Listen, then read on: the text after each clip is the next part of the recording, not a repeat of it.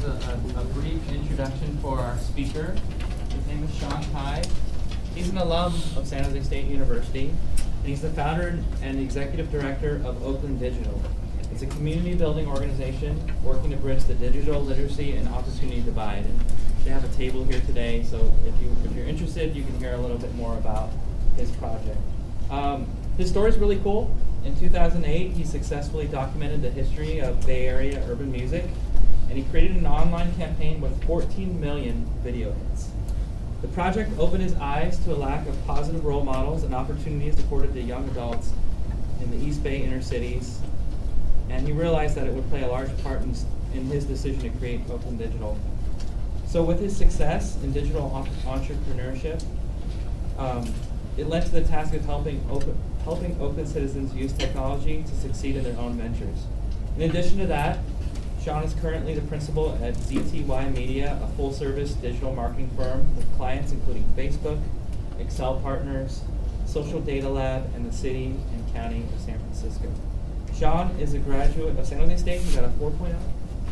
He has an MA through the a lot of tongue twisters in here. With the Interdisciplinary Studies program. So I'd like to welcome Shaun.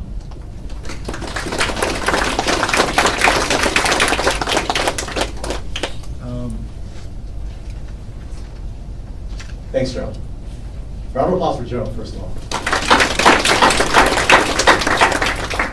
A lot of work goes into putting an event like this on, and I was talking with some of the vendors back here, the businesses, and we all agree that you guys should give yourself a round of applause for even being here and staying committed. So thank you guys. Is this laptop on? Technical.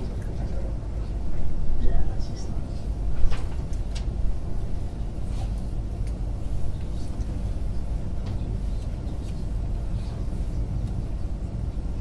It's really nice that we're all healthy eaters, because I don't think anyone's eating a cookie. I mean, seriously, I think it's like no one eats sugar here. It's great. So thank you, Joe, for the introduction. I'm going to be talking about networking, and the reason I have the work in parentheses is it shouldn't be work. Your career, what you're passionate about, should not be work. And really, it's not just networking, it's professional relationship building, and how I think it should be done the right way. Now, this is just my story and my kind of personal reflection of how I started Oakland Digital, and I'd like to share that with you today. So a little bit about myself. Like Joe said, I am the founder of Oakland Digital. It's a nonprofit in Oakland, and I'll get to that in the next slide. ZTY Media does digital marketing. I have Facebook, which I worked at for 6 months. I was referred to them by networking, so no resume needed, which is good to know. And for you guys, it's not always about going online, submitting a resume. There are other ways to get a job with your passion. And Pushing the Bay, I think Joe briefly mentioned that. It was a TV show that I started with a rapper named Ray Love. And it all started there, from meeting people, Mac Mall, E42 short, building those skills and attracting now my mentor, the former chief scientist at Amazon, because he saw, hey, if this guy can get 14 million views with rappers, what can he do for my brand? So that's kind of the backdrop of some of my professional experience. Education-wise, I was here at San Jose State 2007, and then also mass communications 3.8 and Cal State East Bay. So I'm state level educated, not Stanford or Berkeley. So I'm just like you guys. Quickly about Oakland Digital. We are about bridging the digital literacy and opportunity divide. And what that means is we help small businesses in Oakland get digital. So we've worked with Google, Yahoo, IBM, Twitter before they went IPO, to bring them to Oakland and train small businesses with social media. We're talking about mom and pop businesses, so 1 to 5 employees, women-owned businesses that we help with social media. The second thing we do is help design students in the Bay Area get connected to jobs in design and tech.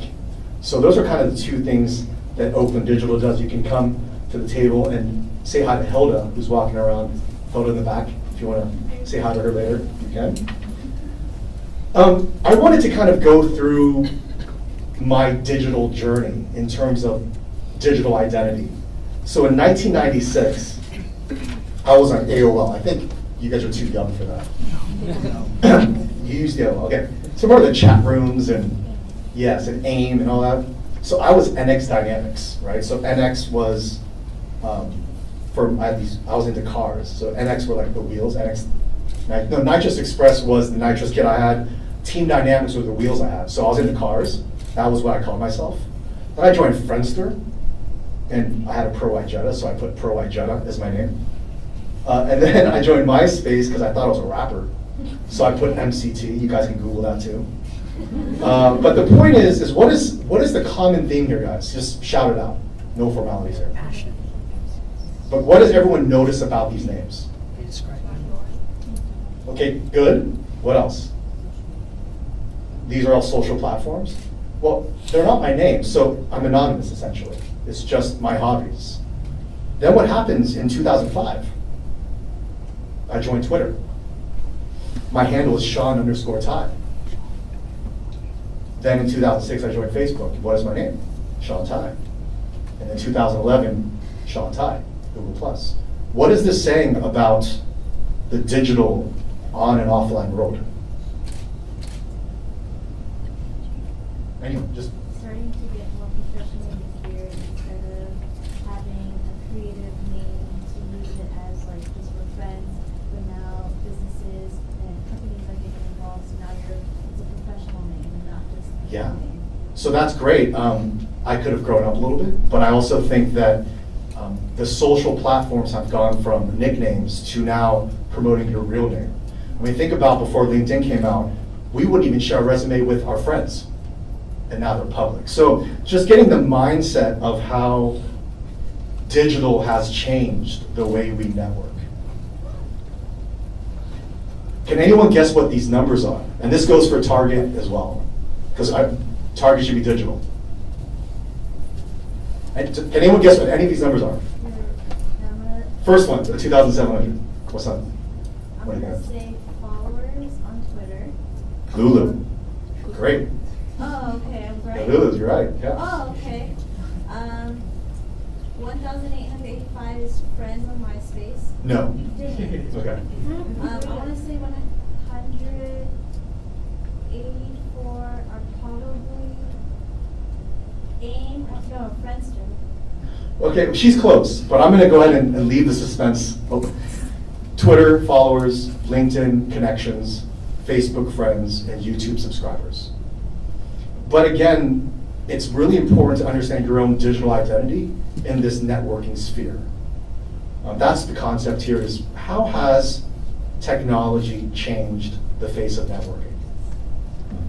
So when I meet someone, literally every person, I Google them.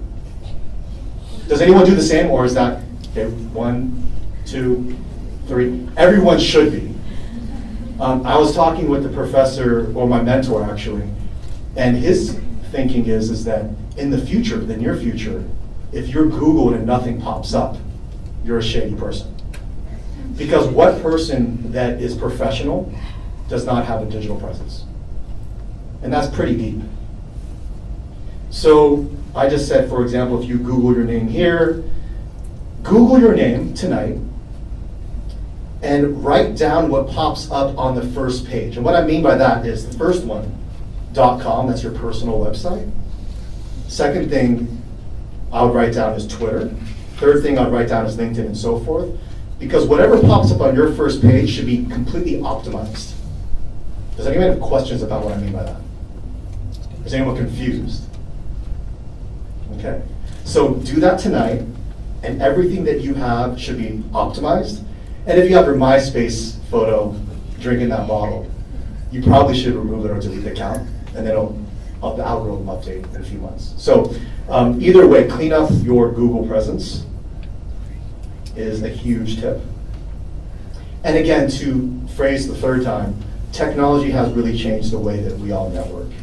And I was telling Joe, who I think is really awesome, by the way, we were talking about, how often I submitted a resume. And I said, I haven't submitted a resume in 7 years. Pretty deep compared to the old world where it's You submit resumes, you get a job. Go online, apply for a 9 to 5. And by the way, applying for a 9 to 5, it's not a bad thing either. It's just a different direction that I took. So what is networking? And this is just my personal opinion here. Building professional relationships that are, 1, genuine, 2, mutually beneficial. And I was talking with you about that back there, about things that, relationships that are not just one way of give me a job, but that are truly both ways, and you're mutually benefiting each other. And third, but I think most important, it has to matter. A relationship has to matter. Don't just do it because you're at this event. You should be networking, meeting good people on a daily basis. Building professional relationships that are genuine, mutually beneficial, and that matter. So, interesting. I think my mom bought me MC Hammer's first tape like in, I think it was in the early 90s, I'm assuming. I was always a fan, and I was able to meet MC Hammer in 2006, actually at Stanford, for my hip hop show. I was there with Quincy Jones III. Was anyone at QD3? Okay, so no hip hop fans there. But he was putting out a series called Beef, I think. It's a hip hop thing.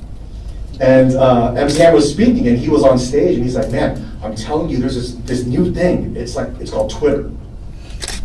And it's 2006, and he was with Chamillionaire and Mr. Fab on stage. And after that, I just talked to him. I said, "Dude, Hammer, I was born in Oakland. I love Oakland. I love tech. I love everything you stand for." And we just started talking first on Twitter, and 2014. We're like good friends. So the idea is that he saw the passion that I really believe in, technology, community, Oakland. And so 3 to 4 times a year he comes out to all of Oakland Digital's events. Top left is me and him at City Hall. Bottom left is with us in the Oakland Mayor. The point it's just about being genuine. And someone, if it's MC Hammer or someone that works at Target, they can understand when you're being genuine. And so my number one thing here with this example is that if you're passionate about something, whether it's design or coding or probation or working in Target corporate, it's important to meet people that are aligned with your vision. And with Hammer, it was never, "Hey, I need a donation." It was, "I believe in what you do. Can you just teach me a little bit?" And it was his birthday 2 days ago. And so, we're good friends. So he's a really great guy. So why network? And as Joe and EOPS told you, nearly 3/4 of the current jobs are basically done this way. For me, it was 95%. Networking is smart work, so why not network? I mean, truly, why not? And the best example I had for this, because Joe told me to bring some examples, is this site called Craigslist. I think Craigslist was just so ahead of its time that I decided to email Craig Newmark, the founder of Craigslist, and just say, "Craig, I just started this nonprofit. I know you love technology to help people buy things and barter things. Do you think you'd meet up?" And he said, "Sure, meet me at this cafe." So we met up, and I gave him my elevator pitch, ironically, and it was horrible. My elevator pitch was horrible, just to be honest with you. But what he saw was the passion, and he knew that for whatever reason we could execute. And so now, because of the passion, the determination, the fact that it was for social good, I think is a big deal to Craig. He's been a donor for 3 years now to Oakland Digital. And I'm pretty proud of that. Actually, I'm really honored that he would donate to us, because he's a pioneer in the tech world. But again, the passion. So even if you're not the best speaker, if you have that passion for something, like what do you want to be, Lulu? I want to work for every state universal and every state Olympics. Okay, so she wants to announce at the Olympics. that's fantastic. And if someone can see that passion that's even closely related to someone that works to someone, you can do it. So 3 don'ts. So Joe also said, tell them what not to do. So I said, okay, I'll do that. 3 don'ts. Actually, I think it's more than 3 don'ts, actually. Do not say yes or no without a goal in mind. What I mean by that is, don't always accept an internship, and don't always say no to an opportunity. Again, a hip hop show right after you get your master's, to most people, would be pretty stupid. But if it wasn't for that, my goal of doing more digital marketing and technology, and for technologists, I wouldn't be at the position that I'm at. So I actually turned down, a very nice architecture job after school to start the hip hop show. People are like, you're an idiot. My mom especially. She's like, Shaun, you're crazy. What are you doing? And she actually said that, and I just said I'm going to do it. And my end goal was to be in technology and digital marketing, and it got there. So do not say yes or no without a goal in mind. This is very important. The next one is do not overpromise and underdeliver. I mean, obviously, we want to over-deliver and underpromise. So a great example is I just met a guy from Levi's that just because he worked at Levi's, I thought he was going to be a great potential board member. He overpromised and underdelivered, so he's not a board member. So just the idea that you want to surround yourself around people that are consistently over-delivering. And do not rush things. I think that's a really good one. Timing is everything. I think if I tried to do what I did back then, I don't think I would be successful. So it just has to be that gut feeling in everyone is something that's not, you can't define with metrics, but your gut feeling sometimes is correct. So do not rush things, timing is everything. I really like this one. Do not, and I came up with these last night, just full transparency. Do not ask for a business card without following up. I thought, like, what are the most annoying things that people do? And I was like, they ask for a business card and I never hear from them again. And I remember I was at KML with Chuy Gomez, again, probably no one knows Chuy Gomez. But I was at KML with Chuy Gomez and I said, what's the most annoying thing about rappers that go to you and give you CDs? He said, well, it's cool because I use them as coasters. So the same thing applies to business cards. So yeah, if you're gonna ask anyone, especially here, only ask for a business card if you really will follow up. Otherwise, it's just a safe plan of earth. And also, this is good. Do not forget about SJSU EOP, the alumni network, and the professors here. I think I did a bad job of staying connected. I only recently reconnected, so I am part of the alumni network. So definitely sign up for that, and really soak up all the resources here at San Jose State. It's a great school. And then the do's, and again, this is an older slide here, but I have more than 3 do's. Do offer something, and this kind of goes with the mutually beneficial. Offer something and always contribute. I can't tell you how important that is, and I want to give a shout out to Hilda, who actually, first generation college student and graduate of her family, born and raised in East Oakland. Why we wanted her as not just a volunteer and then an intern and then now she's full-time is because she has the hustle and she's always contributing something to the team. I would really encourage each of you that even if you get a job at Target Corporate, never stop contributing and always bring great ideas, but most important, deliver those ideas into action. So always contribute. Be patient, be consistent, and always stay relevant. One of our partners from last year is the Clorox company. They're based in Oakland. They have the digital marketing team that we work with and we give our students internships there. We were just talking about how many students are coming into the workforce and how they, who are in their mid-50s, have to keep staying relevant. So while you're young, you definitely want to keep bringing great ideas to companies that are aging. Like companies like Clorox, it's a 100-year-old company. So staying relevant is very important.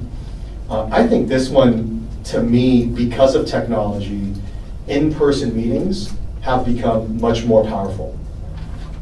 And I see heads nodding. It's amazing, like, emails take, Helga can tell you, I'll sit there for 4 hours answering emails. And I always just love it when someone says, hey, you want to have lunch? Like, you want to just get some coffee? And I really love those in-person meetings. So we all love the technology. We all love our LinkedIn. By the way, you guys should have a LinkedIn, and it should be very polished. You should get a friend that is a copywriter to help you write that. You shouldn't just do it yourself. So embrace technology, but also the in-person meetings. You should really, really be stoked about those, which I am. Listen, learn, and most important, act. I mean, you're in school, so you're listening every day, right? You're learning, hopefully, every day. But if you don't act upon what you're learning or turn your passion into something tangible, you basically wasted your education. So don't just listen and learn. I mean, you have a great resource in the ELP program here that, I was on financial aid myself at San Jose State. But I wish I would have known about ELP. So you guys are extremely lucky there. But now it's your turn to not only soak up the resources here, but act. And then also prepare an elevator speech, which I know we're going to do after this, by the way. I actually put 3 different versions. Maybe not for today, but for you guys, you should definitely prepare 3 different elevator speeches. One that is 3 minutes, right? One that is 60 seconds, and one that is 30 seconds. I'll give you an example of a 30-second. Hammer invited me to his 50th birthday a few years ago. And does anyone know Salesforce, or is that, so this crowd is Salesforce, the tech company? Okay, a few people. Mark Benioff, does anyone know Mark Benioff? Okay. Well, Mark Benioff is the founder of Salesforce, but the point is I saw him at Hammer's birthday party, and Mark Benioff had made a donation. And so I have 30 seconds to thank Mark Benioff. So in that kind of situation where it's a party going on and you can't hear, or you're in the club and you see like Bill Gates, you guys might know Bill Gates or something like that, he'll be in a club, yeah.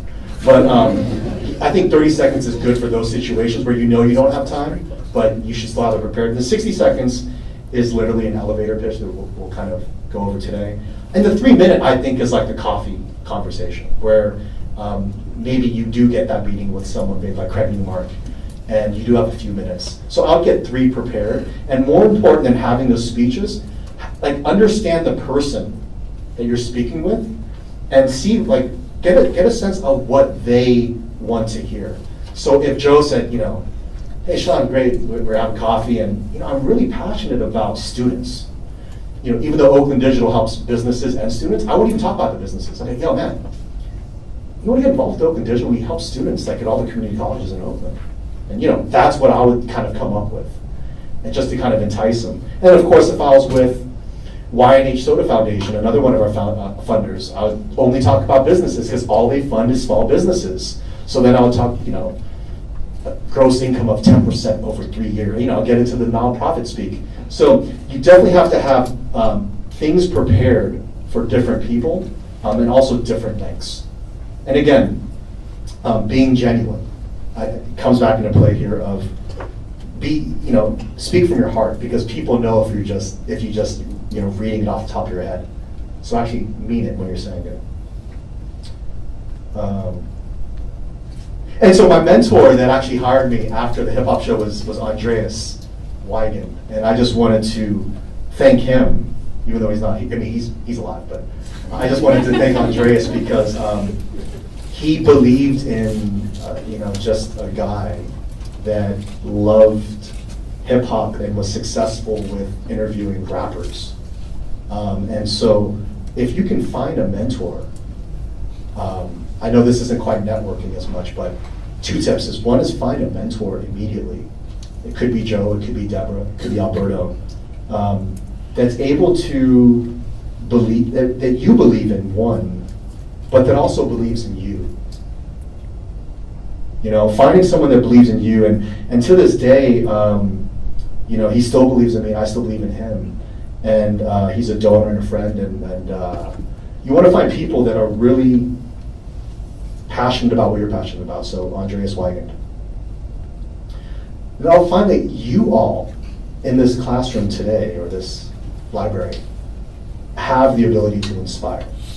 You know, you have to take some risks. I know if you have loans or whatever, you might have to take that 9 to 5, but I really personally would love it to see more San Jose State students, especially EOP students, start more companies, think outside the box, and not just go on a website and sign up and upload a resume that you've sent to 20 other people.